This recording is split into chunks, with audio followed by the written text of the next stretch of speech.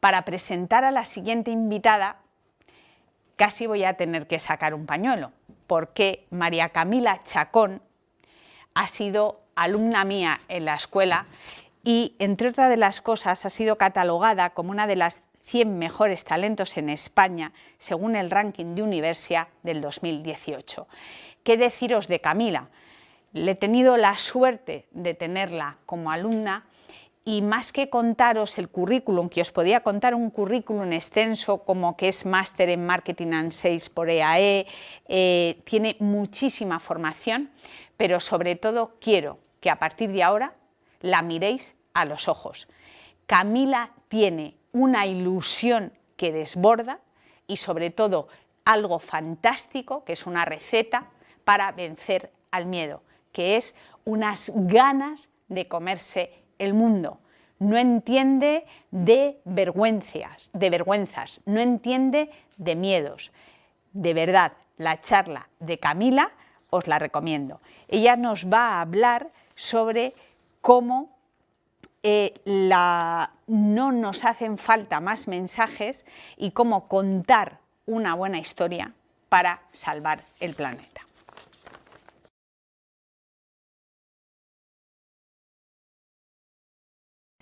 Desde que era chiquita, mi mamá me dijo que las dos emociones más grandes del mundo eran el amor y el miedo. Y sí, les presento a mi mamá, tenía toda la razón. Pero esperen, cuando éramos pequeños nos metieron muchas cosas en la cabeza. Nos dijeron que teníamos que ser independientes, que teníamos que ser seguros de nosotros mismos, que no podíamos depender de los demás ni autodefinirnos con lo que los demás pensaran de nosotros mismos. Y nos dijeron algo muy claro: no tengas miedo de ti, no tengas miedo de nadie y no le tengas miedo a nada. Pero un segundo, es que no tener miedo es como si te digo, no comas, no te enamores, no duermas. Tener miedo es totalmente humano. De hecho, si nos vamos al diccionario de la Real Academia de la Lengua, que hoy en día está muy de moda irse a la RAE, dice que el miedo es la aprensión o el recelo que una persona tiene a que le pase lo contrario a lo que esa persona desea. Entonces la pregunta es, ¿qué deseamos y por qué lo deseamos? Y si queremos explicar un poquito acerca del origen de qué es lo que nos alegra, qué es lo que nos motiva, a lo que tememos, y especialmente qué es lo que nos limita socialmente a actuar todos los días de una manera u otra porque nos han dicho que está mal, que se sale o que altera el status quo, o que simplemente es inmoral. Para explicar todo esto y para explicar de dónde viene el miedo a hacer las cosas, el miedo a actuar, tenemos que explicar un poco acerca del cerebro. Entonces, el cerebro está dividido en 3 capas. En este momento le vamos a llamar los 3 cerebros. El primer cerebro es el cerebro reptiliano, el segundo cerebro es el cerebro límbico y el tercer cerebro es el neocórtex. ¿Cómo los explicamos? Cerebro reptiliano. El cerebro reptiliano se desarrolla en los 3 primeros años de vida. Más o menos es del tamaño de su puño. ¿Qué pasa? Recuerden, bueno, no recuerdan, pero cuando tenían entre 1 y 3 años, simplemente tenemos una codependencia social por supervivencia. ¿Qué significa esto? Con que nuestros instintos estén satisfechos, con que comamos, durmamos, vayamos al baño, estamos tranquilos, estamos felices. De hecho, nos gusta buscar placer, independientemente que esto nos ocasione dolor. Si recuerdan de pequeños, si veíamos un bicho, una abeja, aunque nos picara o aunque, no sé, comiéramos barro, no nos importaba porque simplemente estábamos buscando esto, la experiencia. ¿Qué pasa? Si un niño entre 1 y 3 años, la mamá infortunadamente fallece, no está, el niño quizás la va a extrañar algunos días o algunas horas, pero realmente el niño lo que va a extrañar es a la proveedora de esa necesidad básica. ¿Por qué? Porque en este momento solo el instinto y la supervivencia están activos. Luego, cuando tenemos más de 3 años, entre los 4 y los 6, se desarrolla el cerebro límbico. El cerebro límbico, ¿cuál es la diferencia entre el reptiliano? El límbico es esa memoria afectiva. De hecho, si ustedes recuerdan cuando eran pequeños algo que los haya impactado, algo muy bueno o muy malo, es muy difícil recordarlo antes de los 4 años, porque la memoria afectiva no se ha desarrollado. ¿Qué pasa con el cerebro límbico? Este cerebro es el que nos permite recordar por los 5 sentidos, recordar a qué olía la casa de tu abuela cuando era chiquita, recordar a qué sabía esa sopa deliciosa que te hacía tu mamá todos los domingos. ¿Qué pasa en el tema afectivo? Que si tu mamá llega a faltar cuando tienes entre 4 y 6 años, sí lo vas a recordar y va a ser muy fuerte para ti porque en ese momento no hemos desarrollado una dependencia social, pero sí hemos desarrollado una dependencia emocional. Con el cerebro límbico llega un momento importante y es cuando se desarrolla el siguiente cerebro. El siguiente cerebro es lo que nos dota y nos hace seres humanos, que es el neocórtex, es la última capa del cerebro. Y el neocórtex, digamos que no lo tiene ningún animal, y esto es lo que nos dota de seres humanos. ¿Qué pasa con el neocórtex? Es paradójico, porque en el neocórtex desarrollamos toda la parte racional, procesamos el lenguaje, procesamos los hechos, el idioma, y también desarrollamos la parte de la vergüenza social y la dependencia emocional de los demás. Me explico, si a un niño de 4 a 6 años tú lo sacas a la calle y tiene un pantalón verde feo y tiene una camisa naranja que no le combina, el niño no te va a decir, no mamá, no me saques así porque qué vergüenza, no. Pero después de los 6 años, entre los 6 y los 9 que se desarrolla el neocórtex, el niño te dirá, mamá, sí, no, es que en el colegio se ríen de mí o sí, porque claro, en este momento, infortunadamente, pero bueno, es el desarrollo humano, en este momento empezamos a desarrollar esa vergüenza social. Empezamos a ser juzgados, empezamos a juzgar y empezamos a actuar por lo que qué dirían los demás. Y ahí viene el miedo a emprender, el miedo a fracasar, el miedo a no ser igual a la persona que tienes al lado, a no ser igual de la persona que acaba de subir su feed en Instagram. Y de hecho, si ustedes miran, digamos que todos los libros que hablan fisiológica y fisionómicamente del cerebro, como el teórico Gary Lee, él dice que desde que empezó, digamos que esta era de los baby boomers, a los centennials, que somos los de hoy en día, el cerebro cada vez es más grande en el neocórtex, estímulo-respuesta. Entonces, todo este miedo y esta frustración que nos ha generado el qué dirán y la aprobación de los demás, lo podemos confirmar con el desarrollo de nosotros comparado con el desarrollo de nuestros padres.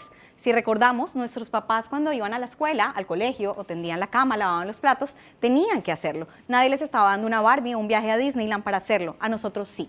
De hecho, hay un teórico que habla de todo este tema de cómo el cerebro ha cambiado con los años. Y es que cada vez el neocórtex es más grande, cada vez necesitamos más aprobación. Esto lo podemos comprobar con la permanencia promedio en un trabajo. Por ejemplo, los baby boomers, que son quizás nuestros papás que nacieron entre el 40 y el 60, duraban en un trabajo entre los 20 y 30 años. Luego llegó la generación X, que aproximadamente en un trabajo, después del 60, duraban 10 años de permanencia. Nosotros los millennials duramos máximo 5 años y normalmente 3 años en un trabajo. Y ojo, los centennials, los que están terminando de nacer hoy en día, duran máximo 8 meses en un trabajo. Nada más. Entonces, ¿por qué se genera este fenómeno? Porque cada vez tenemos más miedo, cada vez necesitamos más motivación, cada vez queremos más likes y cada vez necesitamos un jefe que nos esté diciendo, Camila, qué bien lo hiciste.